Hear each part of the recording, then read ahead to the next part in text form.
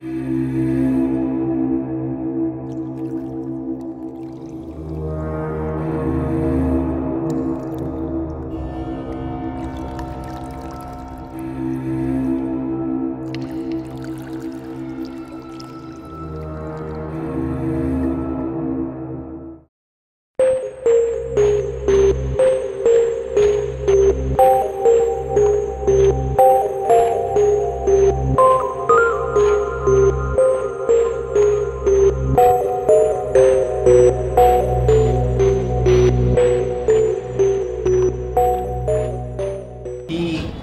Ejaculation శీఘ్రస్ఖలన సమస్య అనేది ప్రధానంగా 15-16 సంవత్సరాల వయసు ఉన్నటువంటి పిల్లవాడి నుంచి 45-50 సంవత్సరాల వయసు ఉన్న పెద్దవారి వరకు ఈ సమస్య రావడానికి అవకాశం ఉంది. ఏ టైంలో అయినా, ఏ సమయంలో అయినా. 15 సంవత్సరాల్లో మొదలుపెట్టినటువంటి శీఘ్రస్ఖలన సమస్య చివరి వరకు ఉండొచ్చు, లేకపోతే కొన్నాళ్ళు వాళ్ళు మంచిగా ఉండి 30 సంవత్సరాలకు శీఘ్రస్ఖలన సమస్య వచ్చేటువంటి అవకాశం ఉంది. ఇందాక మీకు క్లియర్గా చెప్పాను నేను అంతకుముందు ఎపిసోడ్లో, నిమిషానికన్నా ముందే అయిపోవటం, అంటే అంగప్రవేశానికి అయిన తర్వాత 1 నిమిషంలోపే స్ఖలనం అనేది అయిపోవటం కానివ్వండి, లేకపోతే అంగప్రవేశానికి ముందే స్ఖలనం అయిపోవటం అనేది రిపీటెడ్గా అవుతుంటేనే శీఘ్రస్ఖలన సమస్య కింద మనం పరిగణించాలి. ఇకపోతే డయాబెటిక్ కండిషన్స్ కొంతమందికి ఉంటాయి, అంటే చిన్నప్పటి నుంచి కానీ, లేకపోతే ఈ మధ్యకాలంలో ఇప్పుడు స్ట్రెస్ ఇండ్యూస్డ్ డయాబెటీస్ అనేది 25-30 సంవత్సరాల వయసులోనే చాలామంది మగవారిలో కనిపిస్తుంది. సో ఇలాంటి వాళ్ళలో కూడా శీఘ్రస్ఖలన సమస్య రావడానికి ఎక్కువ ఆస్కారం. మెయిన్గా ఈ శీఘ్రస్ఖలన సమస్యకి పాతకాలంలో ఉన్నటువంటి నానుడు ఏంటంటే, అంతకుముందు ఎపిసోడ్లో మనం చెప్పుకున్నట్లు కౌన్సిలింగ్ ద్వారానే వారిని మనం నార్మల్ చేయొచ్చు అనేది. ఇది ఖచ్చితంగా తప్పండి. మరి ఖచ్చితంగా ట్రీట్మెంట్స్ అనేది అవసరం ఉంది. ఇప్పుడు ప్రధానంగా ఈ శీఘ్రస్ఖలనం అనేది ఏ రకంగా అధిగమించవచ్చు అనేటువంటిది మీరు చిట్కాల రూపంలో తెలుసుకోవాలనుకుంటే, మన యొక్క బాడీ ఫిట్నెస్ మీద డిపెండ్ అయి ఉంటుంది. ముఖ్యంగా మన యొక్క బాడీ ఫిట్నెస్, మన యొక్క మానసిక పరిస్థితి, మన మీద మనకు ఉన్నటువంటి కాన్ఫిడెన్స్, అదేవిధంగా మీ పార్ట్నర్ ఇచ్చేటువంటి సహకారం, చుట్టూ ఉన్న అట్మాస్ఫియర్, ఇది ప్రధానమైనటువంటి అంశాలు. అవి బాగుండేది చూసుకోవాలి మీరు. మగవారు ముఖ్యంగా జాబ్ రాగానే లైఫ్ స్టైల్ని మార్చేస్తారు. వ్యాయామం అనేది పూర్తిగా దూరంగా ఉంటారు. ఇర్రెగ్యులర్ పీరియడ్స్లో టైమింగ్స్లో వాళ్ళు ఫుడ్ అనేది తీసుకుంటం జరుగుతుంటుంది. దానిలో కూడా కడుపు నిండిందా అనేది చూసుకుంటారు తప్ప, తీసుకున్నటువంటి ఆహారంలో ఎలాంటి ఆహారాన్ని తీసుకుంటున్నారనేది వారికి ఏమాత్రం అవగాహన లేనటువంటి పరిస్థితిలో చాలామంది వారి యొక్క ఫుడ్ హ్యాబిట్స్ని మార్చేసుకుంటం జరుగుతుంటుంది. సో దీంతో పాటుగా నిద్రలేమి, లేట్ నైట్స్ పడుకుంటాం, మినిమం 6 to 8 అవర్స్ మనకి నిద్ర ఉండాలి, అది లేకపోవడం, ఇది కూడా హార్మోన్ ఇంబ్యాలెన్స్కి, మానసికపరమైనటువంటి సమస్యలు అధికంగా కావడానికి ఇది ప్రధానమైనటువంటి కారణం. సో వీటిని అధిగమించాలంటే మనం మొదటగా లైఫ్ స్టైల్ని మార్చుకోవాలి. అంటే ఖచ్చితంగా 40-45 నిమిషాలు వాకింగ్ చేయటం, పొద్దున్నే లేవగానే ఎర్లీ మార్నింగ్ 1 టీ స్పూన్ తేనె తీసుకుంటాం. తేనెలో మంచి టెస్టోస్టెరాన్ హార్మోన్ మీకు కనిపిస్తుంది, తీసుకోవచ్చు. రోజుకి 2 eggs తీసుకుంటామండి, ఖచ్చితంగా 2 eggs బాయిల్డ్ ఎగ్స్ లోపల పచ్చ సొన తీసేసి 2 బాయిల్డ్ ఎగ్స్ తీసుకుంటాం. ఆవు పాలని, ఆవు నెయ్యిని వాడతాం, అది కూడా మన దేశీ ఆవు. పాలను కూడా తక్కువ హీట్ చేసి, పెరుగు చేసి, చిలికి పెరుగును మజ్జిగ చేసి, వెన్న తీసి, నెయ్యి తీసుకోవాలి. ఆ నెయ్యిని అన్నింటిలో వాడుకోవాలి. చాలా శ్రేష్టకరమైన, అంటే మీకు ఎక్కువగా ఈ బ్యాడ్ కొలెస్ట్రాల్ రానివ్వదండి. ఇప్పుడు ఈ సమస్య, శీఘ్రస్ఖలన సమస్య, కొలెస్ట్రాల్ డిపాజిట్స్ ఎక్కువగా అవడం వల్ల టెక్నికల్గా అంతకుముందు ఎపిసోడ్లో చెప్పడం జరిగింది.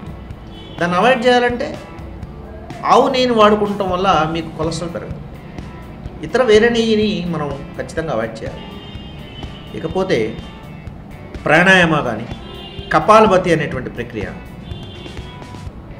ప్రధానంగా ప్రాణాయామం వలన ఆక్సిజన్ ఎక్కువగా మనం ఎర్లీ మార్నింగ్ తీసుకుంటాం వల్ల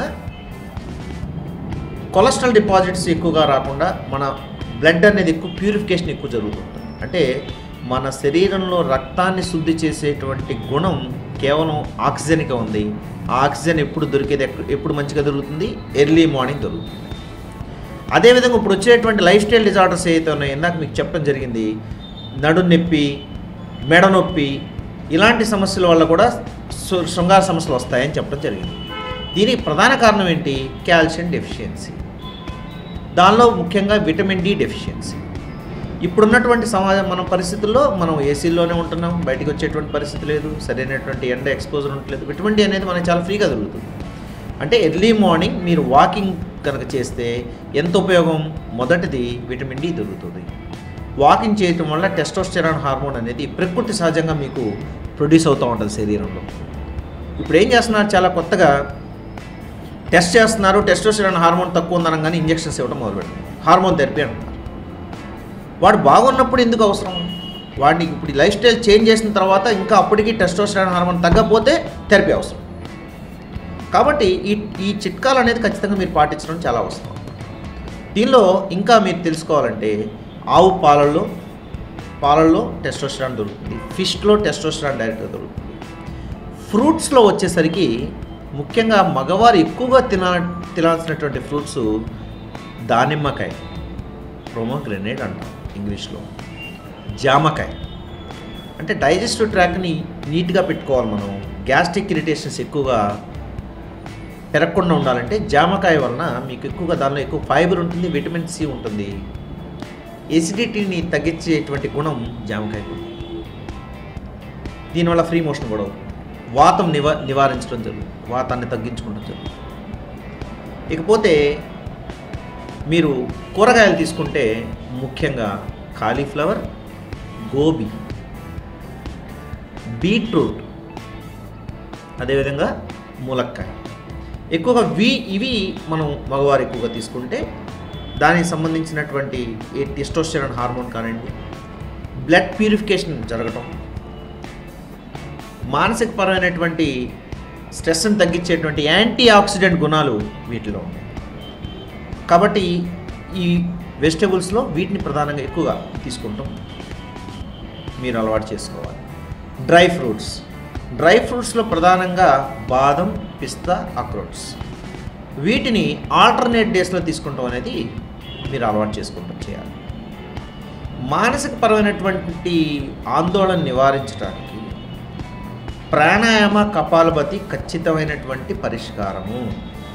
దానిలో శీఘ్రస్ఖలన సమస్య, శృంగార సమస్యలకి ఇక్కడ ఉన్నటువంటి అడ్వాంటేజ్ ఏంటంటే కపాలభాతి అనేటువంటి ప్రక్రియ వలన మీకు లోయర్ అబ్డామిన్ మొత్తం కూడా మజిల్స్ అన్నీ కూడా టైటన్ అవుతాయి, స్ట్రెంగ్త్ అవుతాయి.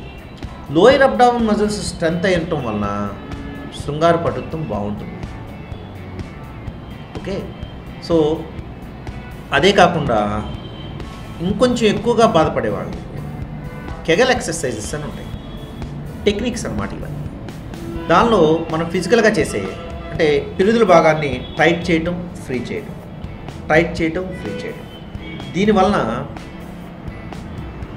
ఈ బ్యాక్ పోర్షన్ ఏదైతే ఉందో, పృష్ఠభాగం ఏదైతే ఉందో, పిరుదుల భాగం ఏదైతే ఉందో అది బాగా స్ట్రెంగ్తన్ అవుతుంది. కపాలభాతి వలన ముందు ఉన్నటువంటి పొత్తుకడి భాగం, పొట్ట భాగం, లోయర్ పార్ట్స్ అన్నీ స్ట్రెంగ్తన్ అవుతాయి. ఇప్పుడు నేను చెప్పిన కెగల్ ఎక్సర్సైజ్ వలన పిరుదుల భాగం టైట్ అవుతుంది.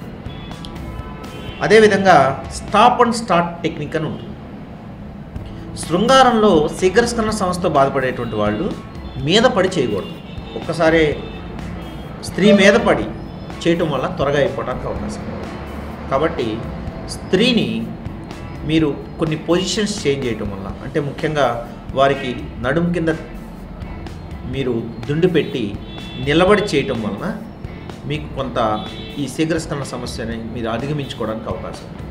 దానిలో ప్రధానంగా స్టాప్ అండ్ స్టార్ట్ టెక్నిక్ ఏంటంటే నిలబడి చేస్తూ అంగప్రవేశం జరిగిన తర్వాత ఎప్పుడైతే వాళ్ళకి స్ఖలనం అయిపోయేటువంటి పరిస్థితి వస్తుందో వాళ్ళు వెంటనే ఎక్కువగా లాంగ్ బ్రీత్ తీసుకుని అని స్లోగా వదలటం అనేది అలవాటు చేసుకోవాలి. లాంగ్ బ్రీత్ గట్టిగా తీసుకోవాలి ఒకసారి అని స్లోగా వదలాలి. సో అది మినిమం 5 to 10 seconds జరగాలి ఈ ప్రక్రియ. ఆటోమేటిక్గా మీకు దీని మీద ఉన్న కాన్సన్ట్రేషన్ ఎక్కువ బ్రెయిన్ మీదకి వెళ్తుంది, శ్వాస మీదకి వెళ్తుంది. శ్వాస మీద ఎప్పుడైతే మీరు కంట్రోల్ తెచ్చుకుంటారో శీఘ్రస్ఖలన సమస్య చాలా మటుకు మీరు అధిగమించుకోవడానికి అవకాశం ఉంటుంది.